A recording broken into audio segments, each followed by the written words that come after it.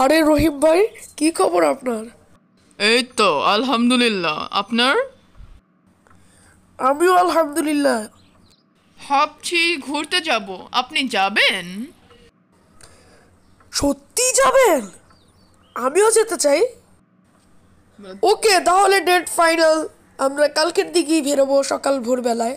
আচ্ছা তাহলে। এখনো রহিম আর ইরা কেন আসছে না? হাই রহিম ভাই, আমরা চলে এসেছি।